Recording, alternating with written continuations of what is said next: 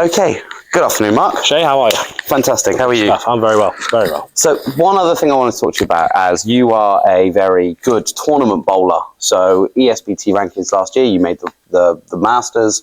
You probably have done for a few years. Team England bowler on and off for a good few years as well. You clearly know your stuff, right? Yeah. So the one thing that a lot of people are getting into at the moment is a lot of, your younger bowlers and stuff are coming to these new tournaments. So we've got the Dragon Tour this year, sanctioned by the TBAW, and we've got some other, entry-level tournaments that a lot of people are going to go to. So what advice would you give to a new tournament bowler about what to bring, what to have their mental arsenal ready, and any other tips or advice you would give to someone going to their first or maybe their second or third tournament? It's really, really difficult. So Rory actually asked me similar things this year because he's just started doing ESBTs. You've done the same. You've got to go into it with, as silly as it sounds, minimum expectation. There's a world of difference between bowling a league on a Monday or even a Thursday, on a sport pattern, to then going and competing with the best in the country. Or sometimes the best in Europe. You've got to maximize yourself, but minimize your potential. Sorry, not your potential, your expectation. Okay. Manage your expectation is what I'm looking for. You don't want to, especially for someone who like you and Rory, who have been bowling for sort of 18 months, 2 years at a competitive level in leagues. You've got to go into it with the mindset of, right, as much as you've got to go into it thinking, right, you can beat anybody on any day. And that's sport in general. You've got to have a really positive, strong mindset if you can beat anybody on any given day. That's it. It doesn't matter who's standing on that lane next to you. You can beat them. You're going to beat them. Yeah. But it's always about the expectation of if you don't in that first game or second game or third game, if you're, if all of a sudden you're seeing yourself in 20th, 25th, 30th, 35th, it's a long process. Especially ESBTs, they're 8 games. So 1 or even 2 poor games isn't going to ruin your day. Mm-hmm. And I'll use myself as an example. I had a 134 on Saturday in the ESBT this week. I still managed to finish 10th. It's all about what you can create after a bad game. And that is such a big thing, because bad games will happen, good games will happen, and I went the other way. Sometimes I start off really slowly and I can pull it back because I know what I'm capable of, and you reset, you recharge. But this weekend just gone, it went the other way. I started off really, really well, and then I just fell off a cliff. But my last game I managed to pull out a 195. And sometimes that would go the other way. You have a 150 or a 130 and 170, 170, 170, and your last game's all of a sudden a 160 because you're just deflated. It's a long day. It's your 8th game. The pattern is just absolutely ruined, and it can do a lot to you. So it's all about perseverance and just trying to maintain a really strong headspace and managing that expectation of league will be different from tournaments, but do your best, learn from it as well. Learning from all experiences in tournaments is a big thing. Because the thing I also went to the ESBT this weekend, and the thing I struggle with is I may have not had a low game quite like yours, but I couldn't string strikes together. So Mark's had those higher games. He broke 200 a few times. Yeah. I myself didn't. So I had 3 165s, which is quite consistent, which is okay on especially those harder sport patterns. Yeah. But I could not string strikes together. So my question to you would be, if you are struggling to, string a couple strikes together, and you miss an odd 10 pin and it puts you behind a little bit, and then by frame 5 you're already on 70 pins, you're 30 to 40 pins off where you probably want to be. What would your advice be about that mental fortitude, about stringing those strikes together, trying to get those higher scores, trying to put yourself back into a competitive level? So, especially in an 8-game format, but let's use a standard 6-game tournament format. A big thing of it is just to try and, again, pair to pair can be different. So when you're bowling game 2 on, say, 7 and 8 here, game 3 will be 4, 5, maybe even 6 lanes away. So if you get 3 or 4 frames into a game and you think this is really tough, I'm struggling, I'm not really sure, or I'm lost, or I can't quite find, sometimes it's just easier to grind away at a 180, 190 on that pair, thinking I don't want to make a massive mistake. So you might not necessarily have the great ball shape or, even great pin action on a pair, but you're getting roughly to the pocket. Maybe you're going light a few times, going a little bit heavy, but you're just not carrying, or you're not tripping those pins you want, but you're leaving maybe 4 pins or 6 pins or here and there, but you're sparing.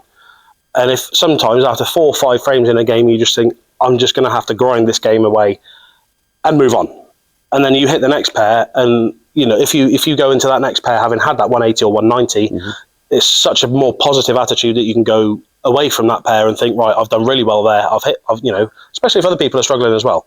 Right, I've got away with that. I've got away with the 180, 190, 170 even sometimes. But now I've got a new pair, I've got a better look, you've got a better shape, and all of a sudden you can create a 220, 230, 240, which negates that 170 straight away. Yeah, and I think this weekend has been another realisation about not to throw single pins away. I remember game 5, I had a 10 pin, and for God knows what reason, I just threw back up at it and lost and missed the pin quite clearly. And I lost to Greg Stratton, funnily enough, by a pin, shattered to Greg.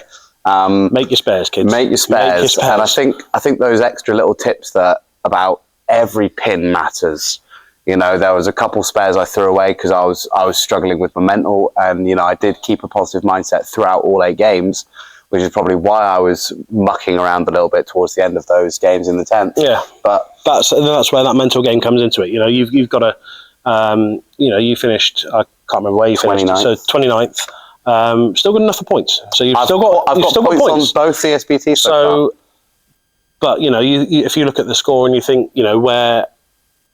where you missed those pins, where 10 pin here, or maybe you missed a silly 3 pin or something ridiculous, you look at that and you think, right, analyze what you've done, and you look at the score and you think, if I'd have made just those 2 spares, I'd have been 23rd. And you work with that and you think, right, that's where my improvement can come. And then all of a sudden a double here and a double there, or a 3 or 4 bagger here, lucky or not, good or lucky. Because sometimes you need a bit of luck in a big 8-game format. Sometimes you need a bit of luck. You get a Brooklyn here and there in the middle of a 5 in a row. You throw 2 good shots, then you throw a Brooklyn, and then you throw 2 more good shots. That one Brooklyn that you got lucky on, that's another. It was a massive gap that you could have missed. If that doesn't carry, you've left something, maybe you missed a spare. There's 40 pins there. That's a difference. So trying to analyse what you've done, where you've done it, and how you can change that is a big thing. If you can, think, right, I've missed 3 single pins today. Go away. You look at the score and you think, right, that's maybe 45 pins added to my score. Where would that have put me? Oh my God, I'd have finished 19th. It's a big thing in your head to think, right, that's where I need to then improve. Strikes, because strikes can come, strikes can go. But that sparing is so key in an ESBT format on the tough patterns in different centres. We play on Cheetah here on Thursday night, and it plays so much differently, than up in Shipley. It's a different centre. The lanes are different. The topography is different. And you go in with an expectation, and on the fresh, it played very, very similar. I found it did. But then once you start to move with 5 on a pair, you start to move to a different end of the centre. All of a sudden, my 240 went to a 170, and I'm thinking I feel really good throwing a shot, but those strikes have washed away. But you can make the spares that, splits, okay, maybe you can convert 1 or 2 in a day, but, makeable spares, you quote unquote, your makeable spares, they need to be taken care of. And one other thing so the last thing I wanted to bring up is about that mental fortitude again. So the one thing I noticed from, a few of the SPTs I've been to, and I'm not going to name call, but, even in the leagues we play here, is, a few lanes down, you've got people smacking ball returns or dropping their balls on ball racks and stuff. How do you ignore that and stay focused on your pair instead of... some people watching may say, I'm part of that problem sometimes. Certainly used to be. Certainly used to be. And a lot of it you see and you think, it depends how you look at it. You look at it sometimes and you think, there's passion. It is passion, that's for sure. There's passion there, and it's unparalleled when it does come out. But then you've got the sports psychology side of it, and you think, right, there should be a way that you can channel that into your next shot, or and certainly coaches within our sport will say as soon as you've let that ball go off that foul line, you cannot control it. You've got no remote control. You can't control it. But what you can control is your mental state and how you come back, how you see your next shot. And certainly when I was younger, I struggled with that. As I've grown older and I've bowled more and I've bowled in different places, I used the word humbled in one of our other videos. You almost need to be humbled to realise, right, there's where and where's your ceiling, and if you don't, if you've got a goal, hit it. If you've hit that goal, right, what's next? And I've certainly had that over the last sort of 5 years. I managed to break into the Team England squad in 2017. That was my goal. Then I thought, well, hang on, what can I do next? And then it was a case of, right, so I've bowled triple crowns for England, won medals for England. What's next? Right, you want to bowl a European Championships. Did that in France 2 years ago. Amazing, unfortunately no medals there, but it's right, what's next? Right, I want to do that again. I want to bowl in a World Championships. Then you start to think, right, what's next for you? But certainly that mental game, it's such a big thing. I find with me personally, I can get really, really caught up in 2 or 3 shots, and I know what I'm capable of. That's why I think it comes down to, for me, I know what I'm capable of. I know I can read a lane well. I know I can, look at my arsenal and think, right, I need to be throwing that ball or that. I need to make a ball change here or a ball change there. And sometimes I don't make the right decision because I've got 5 going on up here that I think, right, do I need to change my hand? Is the ball working? Do I need to change ball? And, sometimes I'll make decision 4, 5, 6 frames too late, and I've gone, spare, split, strike, spare. And so I've lost maybe 40 odd pins because I've not made that ball change. And then, like you saw I did on Saturday, I made a ball change and made a move to where, I was thinking, I might go there, but I didn't straight away. And I had 4 strikes in a row to finish the game. And it was just, you just say to yourself, you're an idiot. But it's such a mental game. And you've just got to stay strong. And trying to avoid other people doing it, it's almost impossible. You can't. You've got some people who might do it, 4 or 5 lanes away. Some people might do it on the pair next to you. It's almost, you just sort of give it a look off, or laugh it off, or even think, right, you can play on that. If they're an opponent of yours, you play on that. If they're an opponent of yours, absolutely play on it. I just find that the reason why I can normally try and keep level head is because bowling at its heart should be fun. When you get to the competitive level, I do understand. That's where it changes. That it does change. You've got league bowling, which you create a good atmosphere. You're here with friends. As much as obviously you become friends with all the tournament bowlers. It's a massively different atmosphere. You're putting a lot more money into it, which can mean a lot to a lot of people. You pay you 12, 13 quid for a league night, but you go to an ESBT and you're putting £100 down. It's a big thing. And obviously across the season, you pay for hotels or new equipment, practice sessions. It's a big thing. And so when you know you're capable of that, it's really, really tough to get out of the mental state of, right, I've just opened 3 frames in a row. What am I doing? What's going on? To be able to snap out of that is really, really tough. I think so. But I think because of the level you're at, you definitely put that weight on yourself. I do, I 100% do. And the one thing I think I can do is move, maybe not game to game, but certainly give it, time-wise, give it 10, 15 minutes. So, yeah, potentially a game and a half. And, if I've had a poor game 3, game 5 and 6, they're a whole different ballgame because you've got to try and recover maybe that bad game. So you can't wallow in what's gone because you have to become better. Okay. Well, I think you've made some really valid points there and about mental fortitude and stuff. I think one other thing I was going to bring up is I think at the level that you're at, and we talk about the money side of it, putting £100 down, you're right. You're gambling on yourself. And I think a lot of other people, it is a bit of an issue. For me, and I think some of the other people at my level, the SBBs, the Stroud Bowl boys, your Rory and Mike's, we know that we are throwing £100 away deep down. I know I'm throwing that £100 away. I'm doing it for the experience. But that's where managing your expectation comes in. If you can afford to do it, fantastic. But that one time you'll get there and you'll cash and you'll think, shit, right, I'm there now. Well, Rory's a prime example. Rory cashing his first ESBT. Fantastic, Rory, 12th place. Really, really good stuff. The fact that, that I've been bowling 2 years and I have got ranking points off both the ESBT so far. Huge. Because I'm the only one who's done it. Huge. Mikey did. Mikey ranked in his first one, not in the second. Rory didn't rank in the first one, ranked in the second. I have ranked in both, which I am absolutely thrilled with. So I think we've got a lot of progress to make going forward. I think 100%. But then, again, it comes down to practice. You managing that expectation. You go in, you think, right, I'm here. You've got to be there to do it anyway. If you don't go, you're not gonna do it anyway. Yeah, and I think a lot of people forget that. So our car, for instance, on the way up, it was a 7.5 hour round trip that we made on Saturday, but it was fun.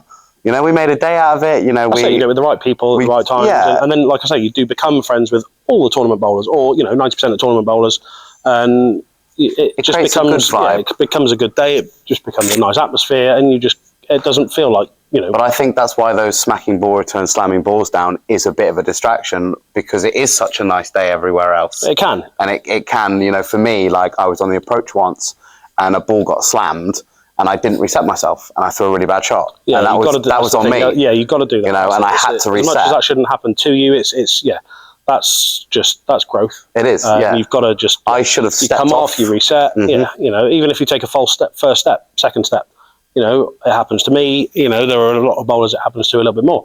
You just have to, in your third step, you just put the ball down or whatever, or you hit your knee on the way back, or your first step feels too short, too long. Just, stop your approach, come back, put the ball down, grab your chamois, and just do everything again. Yeah. Well, I think that's some great questions there with Marky P, so thank you very much. I'm actually going to release this video completely raw because I think it's a really nice organic video that we've just made here.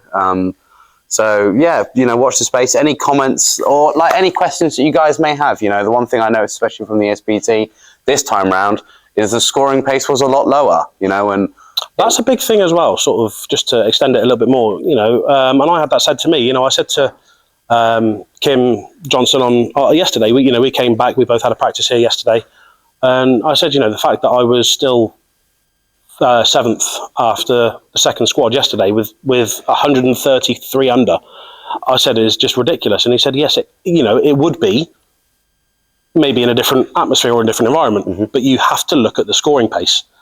And then you think, oh, well, actually, yeah, all right, fine, and then, but you think, it gets back to, but I'm better than that, I should have done better. But only three or four people did do better, they had their great days, but actually it's another top 10 finish, and all right, I don't think I did as well as I could have throughout the whole day, but then again, it's a top 10 finish. I'm taking that as a win. And I don't think anyone did. You look at Chris Oates' scores, I'm pretty sure he shot 2 huge first games and then didn't really shoot anything. And then he was par for the rest, I think, and that's what happens. Yeah. Started like a steam train, finished like a tube train, I think was the that was the way it went forward. But that's where sparing and not is coming into effect, because I had 2 big first games, not quite as huge, but then throughout the day, I was either splits or strikes. I missed 2 makeable spares, so I didn't lose too many pins there, but, I had a lot of splits. And so that's the difference there. He must have been in or around that area the whole time, and just being able to spare 180, 190, and then, just with the odd 210 here and there. Well done, Oatsy. Shout out to both, all of our winners and probably everyone who played in the SBT, to be honest. It was a hard game. It was a hard week this week. It was really hard. Yeah. Chris winning for the men, and Nicola Day winning for the women. Amazing. That was a tough weekend, but, anyone could have taken that away. So it was really tough weekend, but another good one. Another good one.